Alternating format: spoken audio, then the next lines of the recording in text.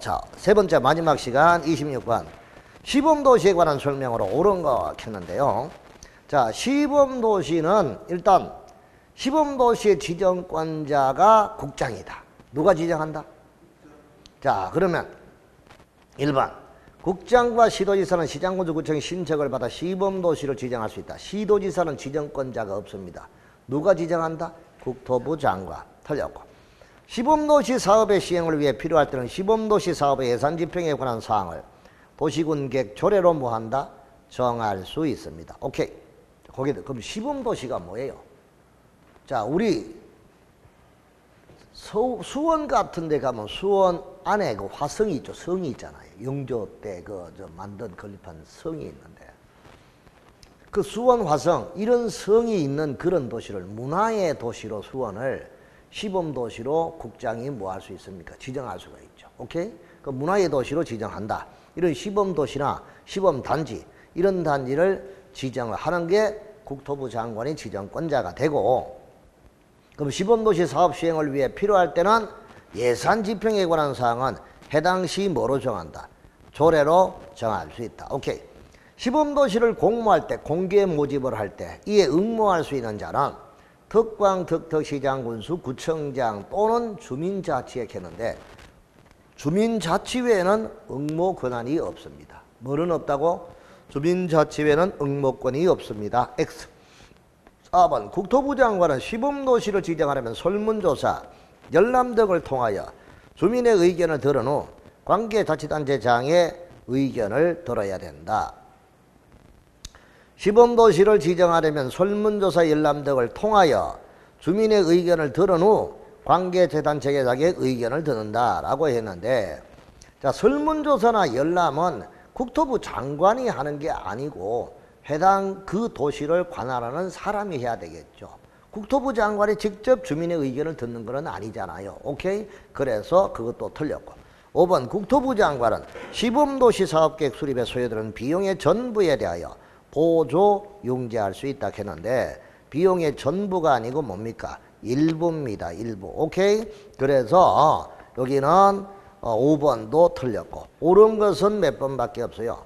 2번에 해당한다. 이렇게 볼 수가 있겠습니다. 오케이? 자, 그렇게 우리가 정리하시기 바랍니다. 그래서 그 비용의 일부가 얼마냐 하면 80% 범위 안에서 국가에서 뭐합니까? 보조 융자합니다. 몇 프로?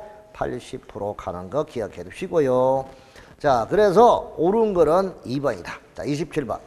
중앙도시계획에 관한 설명을 옳지 않은 거. 이거는 지난번 3월 달에 감정평가사 기출문제인데 반드시 알아두시기 바랍니다. 원래 이런 문제가 하나 정도는 충분히 나올 여지가 있습니다.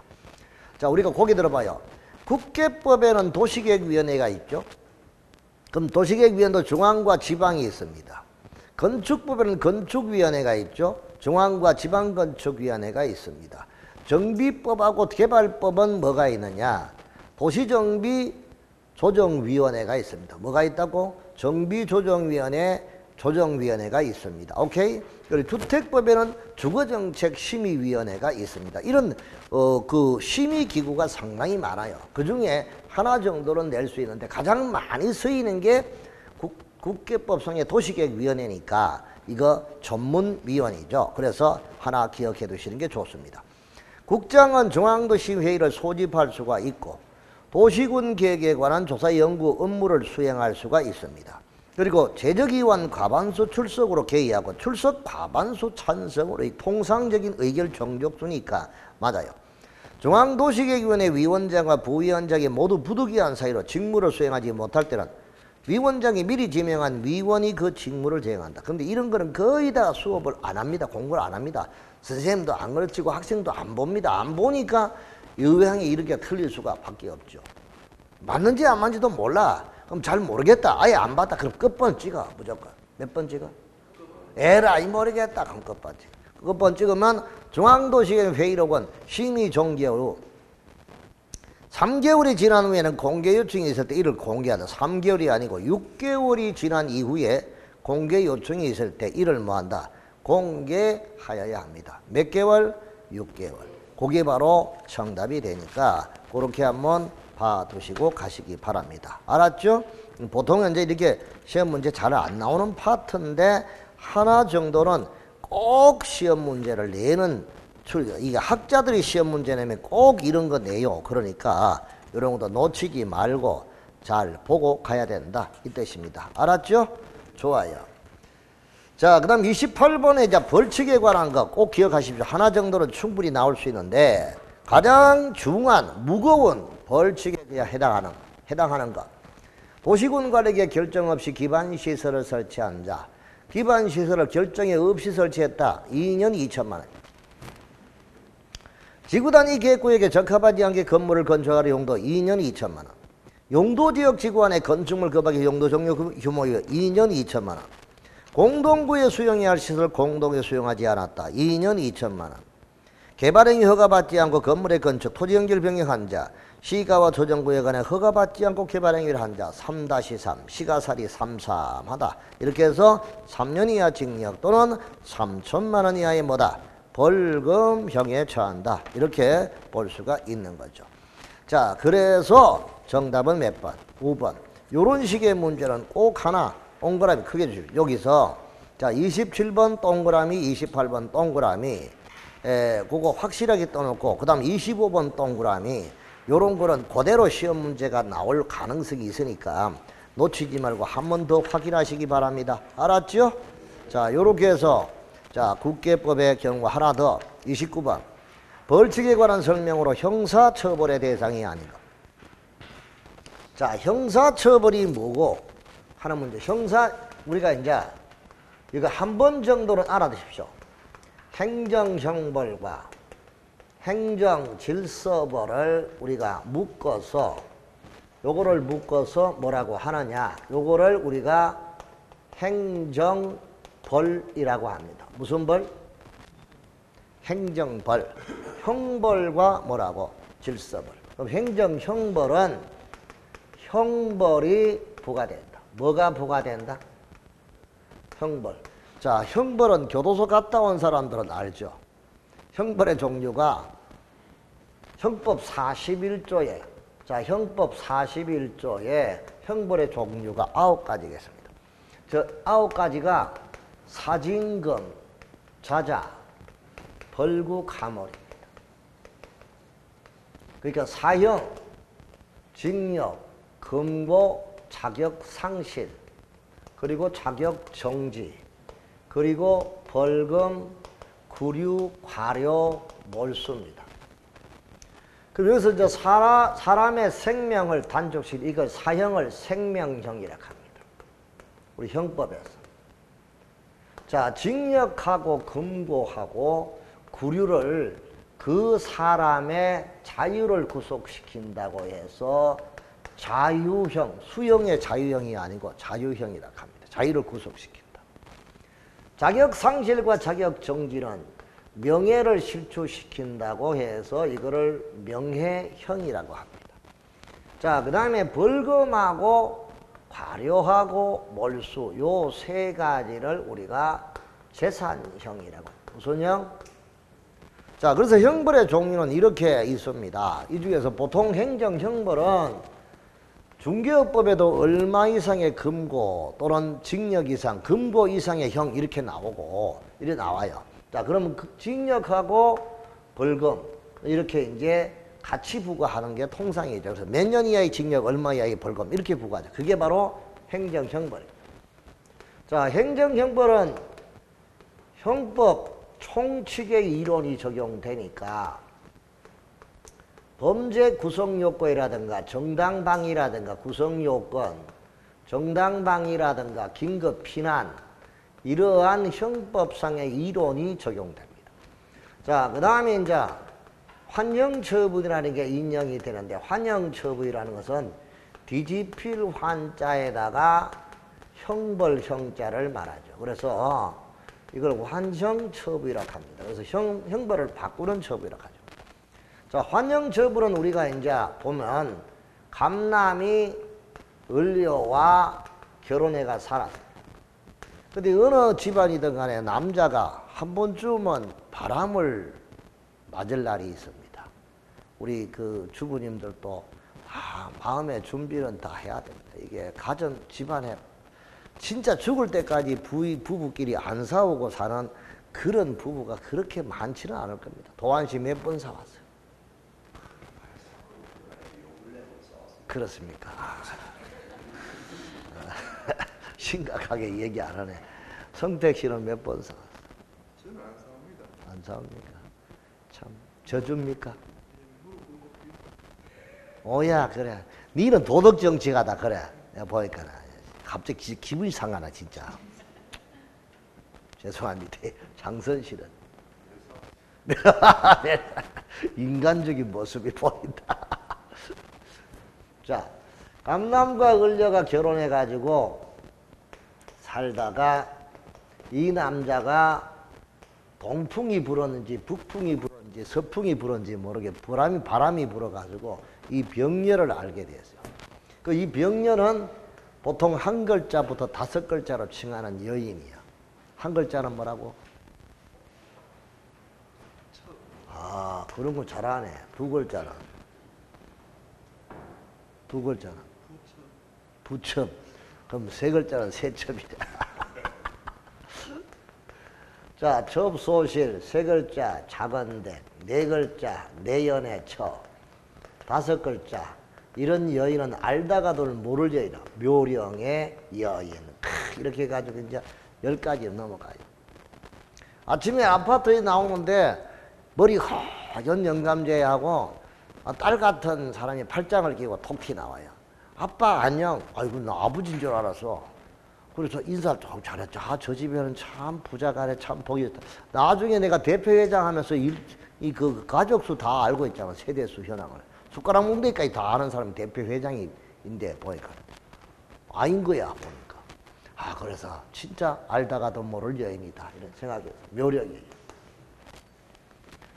근데 이 남자가 잘 나가다가 IMF를 맞아가지고 회사가 부도가 나니까 너도 나도 돈 달라고 와서 이제 경제특가법, 특정범죄가중처벌법 위반으로 구속이 됐어요. 3월 1일 날 구속이 돼가지고 5월 1일 날 재판을 받았어요. 재판의 결과가 벌금 1,000만 원을 두드러 맞았다. 그럼 벌금이라는 것은 재산형이니까 벌금만 내면 자유의 몸이 돼요. 근데 이제 벌금 1,000만 원도 낼 필요 없죠. 몇 개월이야? 2달.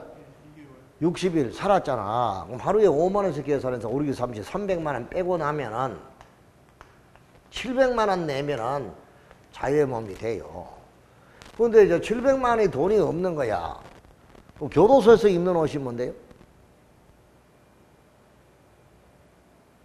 수의지 뭐 보기는 뭐야. 참. 사람이 죽었을 때 입는 옷이 뭐냐고? 수의 맞죠? 그렇죠. 자, 그래서 이제 그 수의는 주머니가 없습니다. 공술에 공수가. 그래서 빈손을 갖다 빈손으로 가기 때문에 주머니를 안 만들어요, 한마디로. 그래서 부인한테 전화해서 그 부인이 한을 품어서 갚아줘, 안 갚아줘? 700만 원 주면 되는데 바로 풀리 나오는데 부인은 한을 품어서 안 갚아줘. 그럼 이 여인한테 전화해서 이 여인은 전화 소리만 또 소리가 들릴 뿐이고 전화도 안 받아요. 이런 사람이 산전, 수전, 공주전, 시가지전, 걸프전, 대이라크전, 동티무로전까지 거친 아주 훌륭한 여인이야. 어쨌든 간에 떠나서. 자, 그러면 여기서 이 사람이 갚아줄 사람이 없으니까 700만 원어치 동안 다시 하루에 5만 원씩 삭감을 하고 교도소에서 노역을 해야 돼요. 그 노역을 하는 거를 뭐라 한다? 환영처분이라고 합니다. 무슨 처분? 그러니까 이거를 우리가 다른 말로 하면 몸으로 때운다. 뭐로 때운다? 몸으로 때운다 하는 게 환영처분. 그래서 벌금 대신에 뭐로? 몸으로 때워야 되는 거. 이게 우리는 환영처분. 환영처분은 형벌에만 인정됩니다. 알아두시고.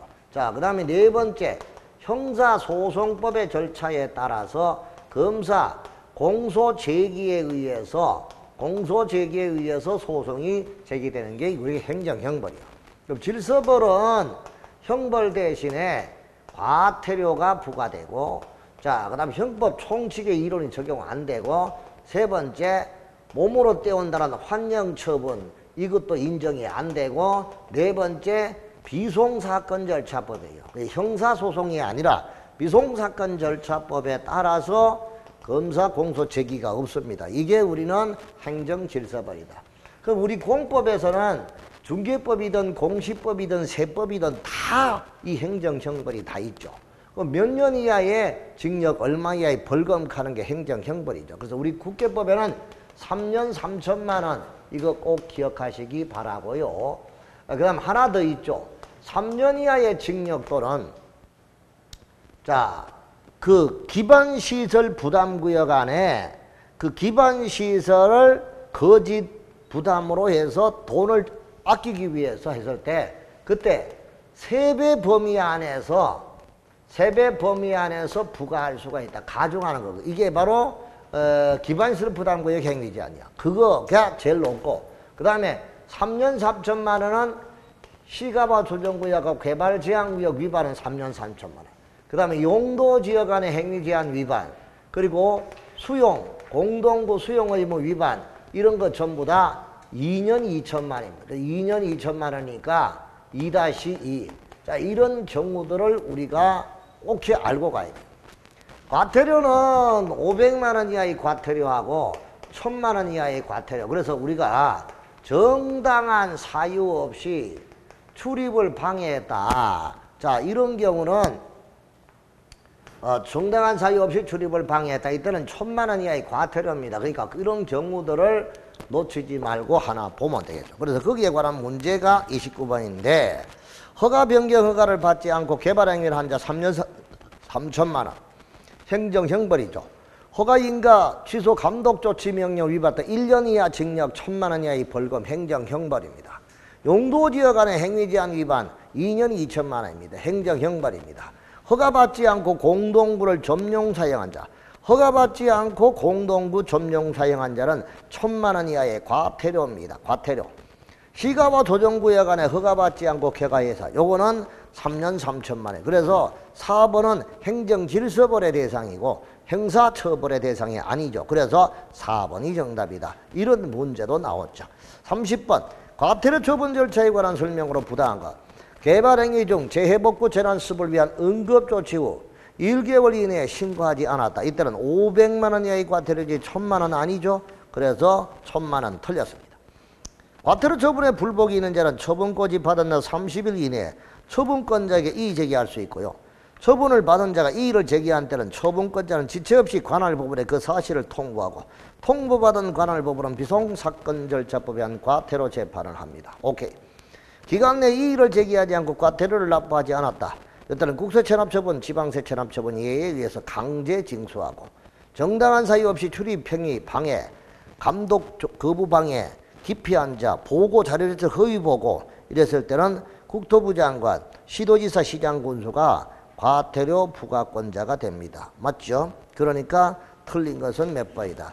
1번이 정답이다. 자, 이렇게 해서 국계법을 마무리했습니다. 자, 그럼 문제 볼게요. 자, 국계법의 프린트에서 아까 이야기했죠. 자, 8번 면적. 개발행위 면적 주상생자 1만, 공갈 치는 놈 3만, 보자 5천. 자, 도시개발구역 지정 면적도 주상생자 1만, 공업지역 3만이죠. 도시지역 밖은 30만, 아연 초사는 10만.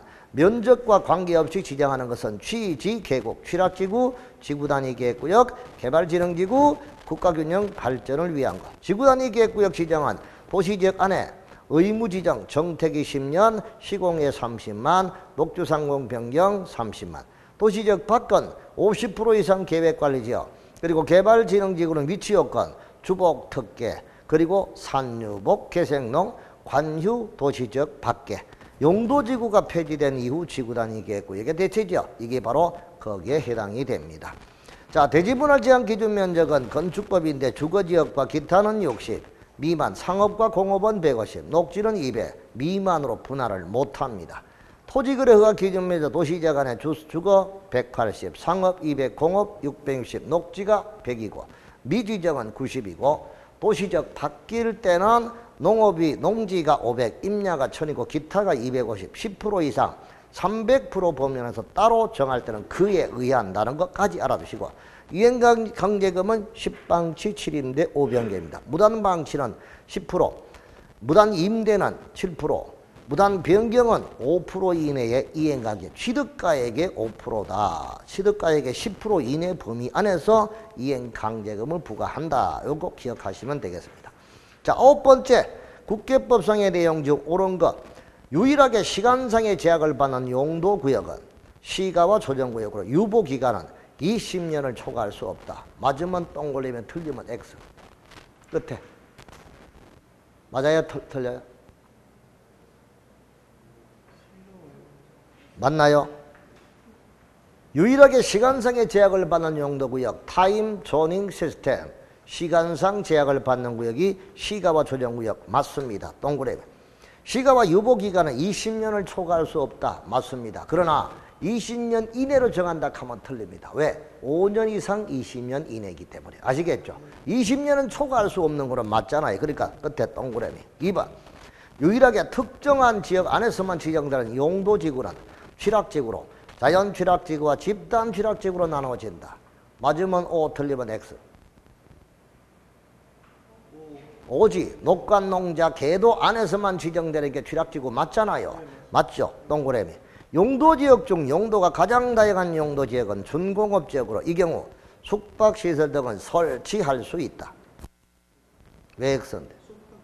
숙박도 됩니다.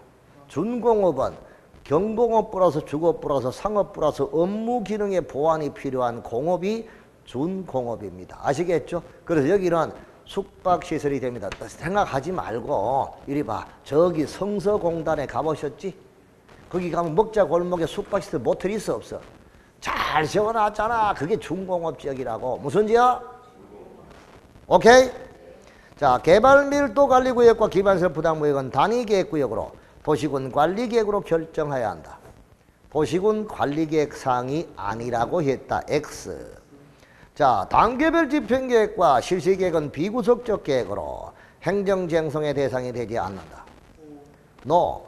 단계별 집행계획은 비구속적인 계획이 맞죠. 예산 짜는 거. 그러나 실시계획은 구속적 계획입니다. 오케이? 따라 실시계획의 처분에 불복하면 소송을 제기할 수 있습니다. X. 개발행위에 따른 이행 보증금은 총 사업비의 20% 이내. 도시군 계획시설 채권의 발행은 자치단체가 발행하며 매수대금 7억의 통보를 받은 상태라면 7억을 모두 채권으로 받을 수 있다. 20%는 맞고 7억.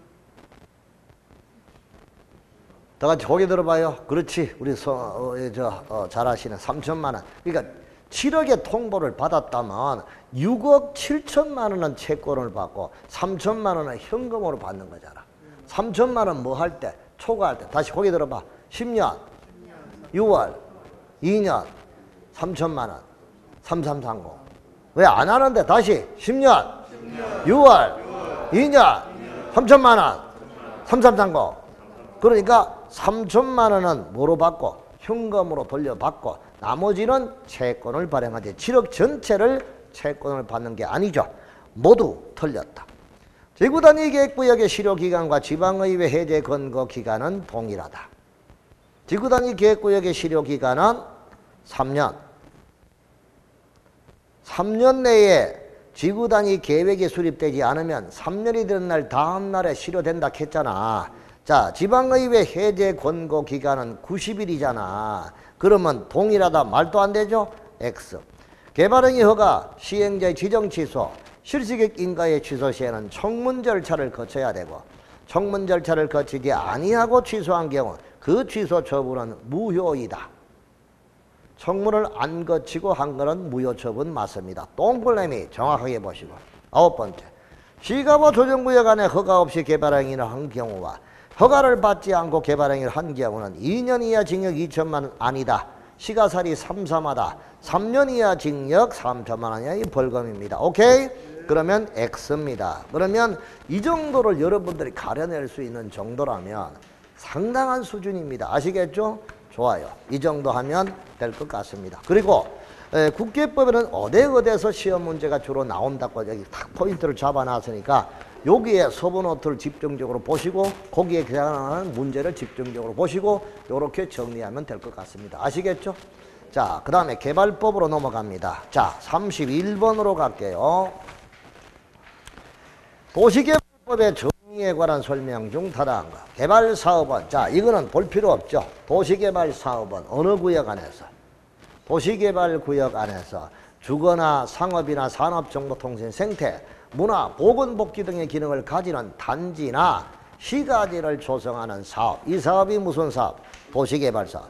도시개발구역 안에서 단지 또는 시가지를 조성하는 사업. 그 사업이 무슨 사업? 도시개발사업입니다. 그러면 타당한 것은 어느 거예요? 1번은 도시계획구역 안에 개설이니까 틀렸죠. 대구역이 아니고 무슨 구역? 도시개발구역이라 해야 되잖아. 2번은 도시계획 사업이 아니고 도시개발 사업을 시행하기 위한 구역이고 아무것도 아닌 것까지 속을 뒤집어 놓네. 자, 3번 개발법에 사용하는 용어는 국계법에서 특별히 정한 경우를 제외하고는 국계법이 아니죠. 도시개발법에서 특별히 정한 경우를 제외하고는 국계법에서 이를 적용한다. 자, 도시개발법에서 이를 적용한다. 해야 되겠죠. 뒤집어졌고 개발사업은 개발구역 안에서 주거상업, 정보통신, 문화복지 등의 기능을 가지는 단지 또는 시가지를 조성하기 위해 시행하는 사업. 맞네. 흠잡을 데가 없다. 개발구역이란 도시개발 사업을 시행하기 위해 지정한 구역이 도시개발구역이다. 맞는데 국계법에 의해서 도시개발 사업을 시행하기 위한 겁니까? 도시개발법에 의해서 개발 사업을 시행하기 위한 겁니까? 도시개발법에 의해서 개발 사업을 시행하기 위해 지정한 구역이지 국계법에서 개발구역을 정하는 것은 아니잖아요. 그래서 5번도 틀렸고 정답은 몇 번이다? 4번이더라 이 뜻이죠. 32번 개발구역 지정에 관한 설명으로 부당한 것. 개발구역의 지정은 시도지사 및 국토부 장관이 지정할 수 있다. 맞죠? 자, 그 다음에 국가가 개발 사업을 실시할 필요가 있는 경우와 관계주와 행정기관의 장에 요청하는 경우 및 시도지사 간의 협의가 성립되지 아니한 경우 등 대통령이 정하는 경우 국장이 개발구역을 지정할 수 있다 했는데 시도지사 간의 협의가 성립되지 않는 게 아니라 둘 이상의 시도 간의 협의가 성립되지 않았다. 그렇죠? 자, 그래서 둘 이상의 시도에 걸쳐 있고 시도지사 간에 뭐가 협의가 성립되지 않았다. 그럴 때는 국토부 장관이 개발구역을 지정할 수 있다. 자, 그렇게 보면 뭐 그것도 틀린 말은 없죠. 다시 한번 더. 국가 시작. 요청, 제안, 협의 안 된 경우 천재지변. 오케이? 자, 그러면 다시 한번 더 그거를 한번 살펴보도록 합시다. 자, 국토부 장관이 구역을 지정하는 거 81페이지 밑에서 두 번째 구역의 지정권자. 국가가 개발 사업을 실시할 필요 있는 것. 관계중앙행정기관장에 요청하는 것. 특별시, 광역시, 대도시 간에 둘 이상의 시도 간에 협의가 성립되지 아니한 경우 공공기관, 정보출연기관장이 30만 이상의 구역 지정을 제한한 것. 천재지변 긴급히 개발 사업이 필요한 경우 이거예요.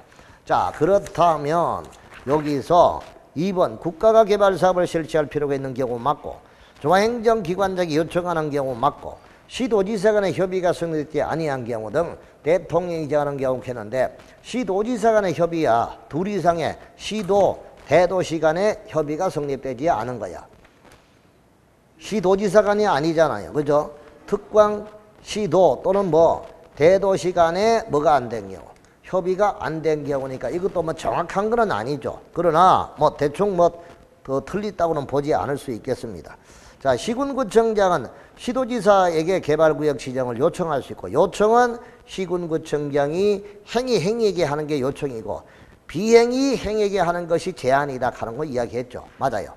개발사업의 시행자가 될 수 있는 자는 대상구역의 토지면적의 3분의 2에 해당하는 소유자의 동의를 얻어 개발구역 지정을 제한한다. 자, 민간업자가 제한을 할 때 3분의 2 동의받아라. 맞습니다.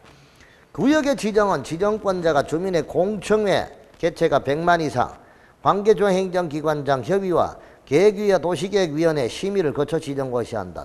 틀린 게 없죠. 맞아요. 그러면 이 중에 부당한 것이라고 하면 1번도 구역의 지정은 뭐 이렇게는 안 나오겠지만 시도지사와 대도시시장 및 국토부 장관이 지정한다. 이렇게 해야 되겠죠. 그럼 거기도 대도시시장 빠졌고. 자, 2번 같은 경우에 국가가 개발 사업을 실시할 필요 있는 경우 맞고, 중앙행정기관장이 요청하는 경우도 맞고, 또한 둘 이상의 시도, 대도시 간에 협의가 되지 않는 건데 시도지사 간의 협의가 성립되지 않았으니까 이 중에 가장 틀렸다고 보는 거는 2번밖에 없겠네요. 그래서 정답을 몇 번?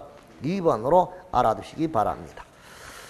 자, 33번입니다. 개발구역의 지정 고시 효과에 관한 설명으로 부당한 것. 개발구역의 지정권자는 도시개발구역으로 지정하고자 하는 구역 안에 수용, 사용의 대상이 되는 토지 등이 있는 경우 고시에 세목을 포함시켜야 된다.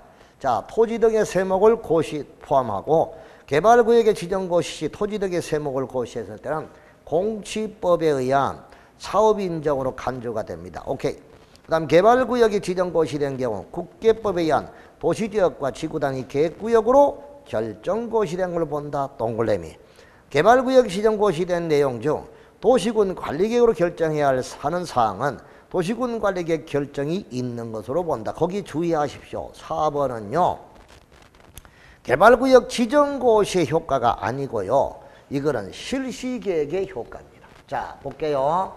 도시개발 계획을 수립하면서 동시에 도시개발 구역을 지정고시를 하게 됩니다.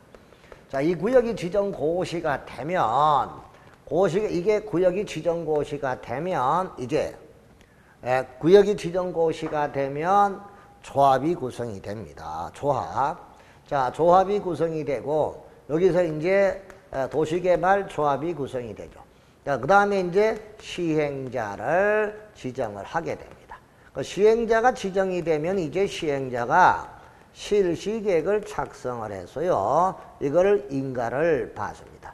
자, 인가고시 받고 그 다음에 사업 시행을 수용 사용 방식으로 할 것이냐, 그 다음에 환지 방식으로 할 것이냐, 이 방법이 정해져서 수용 사용 방식과 환지 방식으로 진행이 되게 되는 것이죠. 그리고 섞어서 하는 무슨 방식?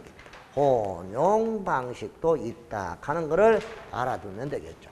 자, 그럼 이제 개발계획 수립과 구역의 지정은 동시에 이루어집니다. 여기서는 이제 시도, 대도시 시장이 지정하고, 자, 국토부 장관이 지정하는 것은 아까 우리가 봤죠.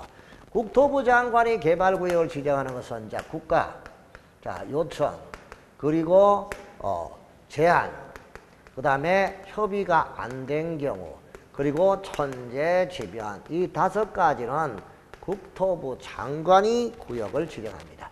자, 구역이 지정이 되면 도시지역 및 그리고 지구단위 계획구역. 자, 여기서 중요한 거는 지구단위 계획구역으로 지정고시가 된 걸로 봅니다. 지정고시가 의제가 되는데 여기서 지구단위 계획이라고 하면 안 돼요. 구역이 들어가자. 그 지구단위 계획으로는 결정고시 되지 않는 겁니다. 그러니까 지구단위 계획이다 하면 틀립니다. 지구단위 계획으로 결정고시 된 걸 본다 하면 틀리고요. 또 그 다음에 여기다 지형도면의 고시에 대한 특례가 있습니다. 지형도면의 고시의 특례가 인정이 되는데 여기서 알아둘 건 도시개발 구역이 지정이 됐다고 해서 도시군 관리계획이 결정고시 된 걸로 보는 건 아닙니다. 도시군 관리계획 결정고시가 된 걸로 보는 것은 아니다. 이거 중요하다. 그럼 도시군 관리계획으로 결정고시 된 걸로 보는 건 이때야. 실시계획 인가가 떨어졌다. 그때는 도시군 관리계획에 결정고시가 있는 걸로 의제가 됩니다. 자, 이때 도시군 관리계획 결정고시가 된 걸로 보는 거예요. 그래서 요게 딱 틀렸죠. 그래서 4번 도시개발구역이 지정고시가 됐다고 해서 도시군 관리계획 결정이 있는 걸로 보는 건 아니에요. 도시군 관리계획 결정이 있는 걸로 보는 것은 실시계획 인가를 받았을 때 그렇다는 거 알아두시고요. 그래서 4번 틀렸습니다. 개발구역이 지정이 되면 개발사업의 경우를 제외하고는 건축물의 건축, 형질병 행위를 하고자 할 때는 시장군수의 허가를 받고 합니다. 맞습니다. 허가 안 받고 하면 여기도 3년 3천만 원 이하의 벌금형에 처한다. 그것도 기억하시기 바랍니다. 정답은 4번, 34번. 구역의 해제 시기로 부당한 것은 어느 것이냐. 자, 요것도 시험 문제 잘 나오니까 확실하게 알아두고 가야 돼요. 자, 여러분. 도시개발 구역의 지정과 동시에 개발 계획을 수립했다. 자, 그러면 여러분 이거를 이제 요렇게 동시에 구역과 계획을 수립한 게 있고, 그 다음에 먼저 구역을 정하고 나중에 후 계획을 수립하는 경우가 있다 이거죠. 자, 그러면 이렇게 볼게요. 자, 여기서 이제 동시에 개발구역이 지정고시가 계획을 수립하면서 구역이 동시에 지정이 됐다. 그러면 그 구역이 지정고시가 됐죠. 자, 구역 지정고시가 되면 그 고시로부터 1년, 몇 년 내에? 자, 고시로부터 3년 이내에 실시계획에 인가신청이 없다. 실시계획에 인가신청이 없다면 이때는 이 3년이 되는 날에 무슨 날? 자, 이 3년이 되는 날 무슨 날? 다음 날에 구역이 뭐가 됩니까? 해제가 됩니다. 자, 그 다음에 이제 공사가 끝났어요. 공사가 완료가 됐다. 그럼 완료 공고일에 다음 날에 해제가 되고, 환지 처분이 행해졌습니다. 그럼 환지 처분 공고일에 무슨 날? 다음 날. 이 다음 날에 해제가 됩니다. 자, 그 다음에 이제 미리 구역을 정해놓고 나중에 계획을 짠다. 그러면 구역이 지정이 되고 구역 지정 고시가 있죠. 구역 지정 고시가 되고 2년 내에 개발 계획을 수립을 합니다. 만약에 2년 내에 개발 계획 수립되지 않았다. 그러면 2년이 되는 날 다음 날에 이 구역은 해제가 됩니다. 그런데 이때 그 면적이 330만 제곱미터, 자, 330만 제곱미터 이상이라면 5년이 되는 날에 다음 날에 해제가 됩니다. 자, 그 다음에 이제 계획이 수립되고 다시 3년 이내에 실시계획에 인가신청이 없다. 그 실시계획에 인가신청이 없다면 이때는 3년이 되는 날 무슨 날? 다음 날에 해제가 되고, 이때도 330만 이상일 때는 5년이 되는 날 무슨 날? 다음 날이다 이 뜻입니다. 자, 그럼 요게 바로 그 경우거든. 그래서 우리가 구역의 해제는 이렇게 계획하면은 2년, 실시계획하면은 3년, 그리고 330만 이상 하면은 5년. 그래서 계획 2년, 실시계획 3년, 330만 이상은 5년. 이게 해제 사유니까 확실하게 기억해 두시기 바랍니다. 자, 34번 부당한 거. 구역 지정 이후에 개발계획 수립할 때는 개발구역 지정 고시된 날로부터 2년이 되는 날까지 개발계획 수립하지 않았다. 그러면 2년이 된 날 다음 날 해제 맞네요.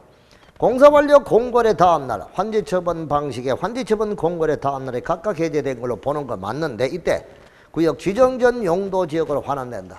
이때는 공사 끝났으니까 지정되기 전에 환원이라는 것은 있을 수가 없습니다. 왜? 다 때려 부수고 원산복귀 안 되죠? 안 됩니다. 틀렸습니다. 개발구역 지정 후 개발계획을 수립을 할 때는 개발계획 수립 고시한 날로부터 3년 이내에 실시계획 인가를 신청하지 않았을 때 그 3년이 된 날 다음 날. 그래서 일단 여러분 실시계획은 3년, 개발계획은 2년, 330만원 5년 가는 거 머릿속에 딱 새겨주시기 바랍니다. 자, 3번 더 맞고 4번. 3년이 되는 날까지 실시계획 인가 신청하지 않았다. 자, 그 3년이 되는 날 다음 날과 공사완료 공고일 다음 날에 각각 해제되는 걸로 보고요.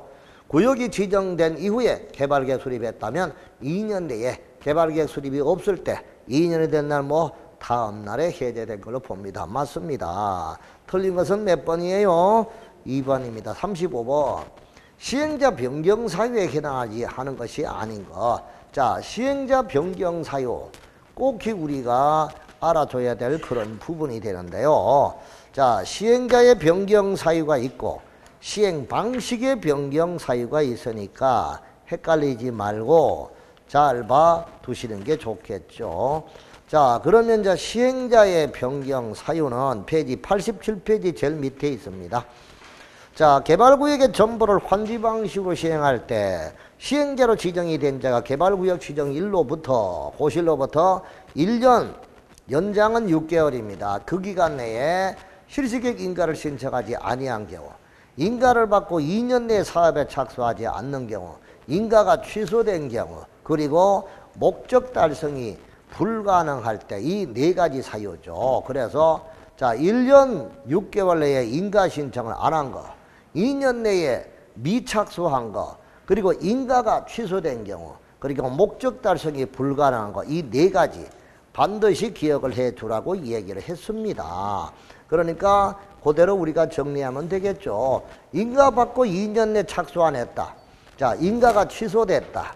그 다음 목적 달성이 어렵다. 그 다음에 환지 방식을 시행하기 위해서 지정일로부터 1년 내 인가를 신청하지 아니한 경우, 인가를 받고 2년 내에 사업에 착수하지 않았을 때 실시계획 인가를 취소한 경우 했는데, 여기는 실시계획 인가를 받은 후 3년 내에 사업에 착수하지 않는 경우라고 했죠. 3년이 아니고 몇 년입니까? 2년입니다. 그래서 정답이 몇 번이다? 5번이 정답이다. 이렇게 보게 되겠죠. 자, 그 다음에 36번 개발구역의 지정 규모로 부당한 것은 어느 것이냐. 자, 개발구역의 지정 규모죠. 개발구역을 지정하기 위한 규모는 다시 한 번 더 면적이죠. 자, 일단 도시지역 안에 주상생자 1만입니다. 오케이? 자, 그 다음에 공업지역 얼마? 3만. 이게 바로 도시지역 안입니다. 자, 그 도시지역 밖에는 어떻게 되느냐? 도시지역의 밖에는 얼마? 30만 제곱미터 이상. 얼마 이상? 자, 그러다 여기다가 아파트 연립계획이 있고, 이때 30만 이상인데, 아파트 연립계획이 나와 있고, 초등학교 용지학부 있고, 4차로 이상의 도로 설치 계획이 나와 있다. 그럴 때는 얼마? 10만 제곱미터 이상이다. 자, 두 개 지역에 걸쳐가 있다. 이럴 때는 별도로 그 공식에 따라서 규정한다. 이건데, 자, 볼게요. 1번. 주상생자 1만, 공업지역 3만, 맞네요. 두 개 지역에 걸쳐 있는 경우 줄치고요. 주거지역과 상업지역의 면적 플러스 공업지역의 면적의 3분의 1과 자연녹지, 생산녹지를 다 합한 면적이 얼마? 10,000제곱미터 이상이면 그것도 해당이 됩니다. 자, 그럼 이게 우리가 이렇게 보죠. 여기가 주거지역, 여기가 공업지역, 자, 여기가 상업지역이다 라고 보죠. 자, 그 다음 여기는 이제 뭐 계획관리다, 뭐 이렇게 이제 나올까, 이거 생산관리다 이렇게 나오는데, 자, 여기서 이제 공업지역의 주거지역, 상업지역, 공업지역의 3분의 1입니다. 공업지역의 3분의 1이니까 결론적으로 공업지역을 3등분 내면, 자, 요런 모양이 되겠죠. 결과적으로 이거 요렇게 해가지고 요까지가 전체가 어떻게? 전체가 얼마면 돼? 1만 제곱미터 이상이면 된다. 그거죠. 그러니까 자, 도시지역 안에 두 개 지역에 걸쳐 있을 때 주거, 상업지역 면적 플러스 공업지역의 면적의 3분의 1 플러스 자연녹지, 생산녹지 다 합한 면적이 얼마? 10,000제곱미터 이상이 되는 것도 용도지역에 걸쳐 있을 때 대상이 됩니다. 맞고요. 도시지역 밖은 30만, 아파트 연립계획이 나와 있다. 초등학교 용지가 확보 있고 4차로 이상의 도로 설치 계획이 나와 있다. 그럴 때는 20만이 아니고 얼마? 10만. 그래서 4번 틀렸고, 총면적이 30만 이상이고 공동주택, 아파트, 연립주택 건설계에 포함된 경우는 초등학교 4차로 이상의 도로 설치 계획이 나와 있다. 자, 요거 잘 알아야 돼. 도시지역 밖에서 얼마? 30만 이상입니다. 그 중에 아파트 연립계획이 나와 있으면 미니 신도시로 만들기 위해서 아연 초사는 10만입니다. 근데 도시지역 안과 도시지역 바깥에 걸쳐 있다. 도시지역 밖하고 도시지역 안밖에 걸쳐가 있다. 자, 이 말은 무슨 말이냐? 자, 여기가 주거 지역입니다. 자, 이쪽은 계획관리, 여기는 생산관리입니다. 그럼 도시지역 안과 도시지역 바깥에 걸쳐가 있죠. 자, 이럴 때는 총 면적이 30만 이상이고요. 이때 아파트 14개가 포함된 경우고 초등학교 교육청의 동의가 있고 4차로에서의 도로 설치 계획이 나와 있다. 그때는 10만이 아니고 20만입니다. 몇만? 20만. 전체가 20만이에요. 그래서 도시적 안과 바깥에 걸쳐 있을 때는 20만이고 도시적 밖에서 아연 초사는 얼마? 10만. 그걸 기억하라. 도시적 밖에서 아연 초사는 얼마? 10만. 도시적 안과 바깥에서 아연 초사는 얼마? 20만. 헷갈리지 말고 보라. 아시겠죠? 그래서 정답은 몇 번이다? 4번입니다. 37번. 개발구역 지정에 관한 설명으로 부당한 것겠죠. 도시개발구역의 지정권자와 개발계획 수립권자는 지정권자도 시도, 대도시장, 국장, 개발계획의 수립권자도 지정권자니까 동일합니다. 동그라미. 자연녹지, 생산녹지, 도시적 외의 지역의 개발구역을 지정할 때는 광역과 기본계획의 개발이 가능한 용도로 지정된 지역에 한하여 국장이 정하는 기준에 따라 지정해야 됩니다. 다만 광역과 기본계획이 수립되지 아니한 지역의 경우는 자연녹지 지역 및 계획관리 지역에 한하여 개발구역을 뭐할 수 있다? 지정할 수가 있습니다. 자, 오케이. 그리고 도시개발구역 지정의 지정권자는 환지 방식으로 시행하기 위한 개발계획 수립할 때 토지 면적의 3분의 2에 해당하는 토지 소유자와 그 지역 토지 소유자 총수 2분의 1의 동의를 얻어야 되고요. 개발구역이 지정고 시된 경우 국계법에 의한 도시와 지구단위 계획 구역으로 지정고 시된 걸로 본다. 맞습니다. 개발구역이 지정고 시된 날로부터 2년이 되는 날까지 개발사업의 실시계획 인가를 신청하지 않았다. 이때는 그 2년이 되는 날 다음 날과 개발사업의 공사 완료 공고일의 다음 날에 각각 해제된 걸로 본다. 여러분 아까 해제가 되는 것은 실시계획은 2년? 3년이 그러니까 2년이 아니고 5번은 몇 년? 그래서 5번이 틀렸다. 그렇게 보면 됩니다. 좋아요. 정답은 5번이네요. 38번. 개발구역을 지정할 수 있는 사유로 부당한 것. 국장이 개발구역 지정하는 사유. 관계중앙행정기관장의 요청. 공공기관장이 30만 이상으로 구역 지정을 제한. 국가가 도시개발사업이 필요하다고 인정하는 지역이 둘 이상의 시도행정구역이 걸쳐있는 경우가 아니고 걸쳐있는 경우로서 시도 대도시 간에 협의가 안 된 경우지 걸쳐있는 경우가 아니잖아요. 그래서 X야. 천재지변 긴급히 개발사 필요할 때 그때는 국장이 지정하는 건 맞습니다. 정답은 4번이다 가는 게 보입니다. 자, 39번입니다. 개발계획의 수립과 변경에 관한 설명으로 부당한 것. 개발구역을 지정하는 자는 개발구역을 지정하고자 할 때 개발구역에 대한 개발사업의 계획을 수립해야 돼. 다만 자연녹지와 도시지역 외의 지역에 생산녹지지역 국장이 국가균형 발전을 위해 관계중앙행정기관과 협의하여 개발구역을 지정하고자 하는 지역이나 당해개발구역에 포함되는 주거, 상업, 공업적 면적 합계가 전체 면적의 30%에 의한 지역에 개발구역을 지정할 때는 개발구역 지정 이후에 개발계획을 수립할 수 있다. 구역을 지정한 이후에 계획을 짤 수 있는 건 공자생도 30국. 시작. 공자생도 30국이니까 30국 맞네요? 맞는데 와, 한 개 지문이 이렇게 길어가 되겠어? 이거는 내가 공부하라고 이래 맞는지 실제 문제는 이렇게 안 나오겠죠? 길어봐야 석줄 넉줄밖에 안 나와요. 아시겠어요? 자, 지정권자는 직접 관계중앙행정기관장 시군구청장의 요청을 받아 개발계획을 뭐 할 수 있다? 변경할 수 있습니다. 오케이, 동그라미. 지정권자는 개발사업을 환지방 시행하고자 할 때 개발계획을 수립할 때는 환지방 시행되는 지역의 토지 면적의 3분의 2에 해당하는 토지 소유자와 전부를 환지방식으로 개발계획을 짠다. 면적의 3분의 2 토지 소유자의 동의와 토지 소유자 총수 얼마? 2분의 1의 동의가 필요합니다. 맞네요. 자, 그 다음에 개발계획의 내용에는 개발구역의 명칭, 위치 면적 등과 같은 시행에 관한 기본적인 사항과 인구 수용, 토지 이용, 기반 설치에 관한 사항, 기타 토지 수용 사용 대상 토지의 권리 세모 이런 것 등이 개발계획의 내용 속에 들어갑니다. 맞네요. 100만 이상의 개발구역에 관한 개발계획 수립할 수 있어서는 그 구에 관한 주거, 생산, 교육, 유통, 밀합기능의 상호조화. 밀합기능의 상호조화라는 것은 딴 게 아니고 자족도시가 돼야 된다 이거죠. 그러니까 330만 이상의 100만 평 이상의 대규모 도시개발 사업은 그 안에서 놀고 먹고 마시고 즐기고 일하고 이런 것이 다 이루어질 수 있도록 자족도시로 하라 이거입니다. 아시겠죠? 그래서 100만이 아니라 100만 평이니까 330만 제곱미터가 됩니다. 얼마 이상? 330만. 그래서 5번이 틀렸다 이 뜻입니다. 오케이. 자, 40번.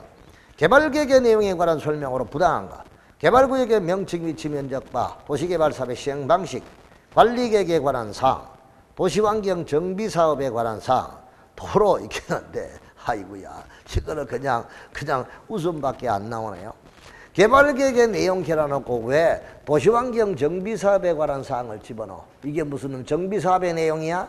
아니잖아. 그렇죠? 그러면 정답이 뭐예요?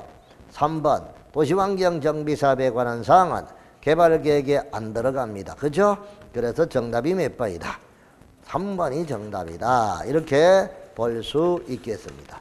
자, 이번 문제는 뭐 그렇게 어렵지는 않은데 아주 그 국계법 뒷부분도 우리가 수업 시간에 잘 안 본 부분까지 사타시 훑어 본 내용인 것 같습니다. 그런데 만만치는 않는 경우죠. 자, 이렇게 해서 정리해서 아까 국계법에서는 어디가 주로 나온다 하는 것을 얘기했고, 자, 그 다음에 개발법은 다음 시간에 또 마무리해서 정리를 하겠습니다. 아시겠죠? 자, 오늘은 여기까지 할게요. 아시겠죠? 수고했습니다.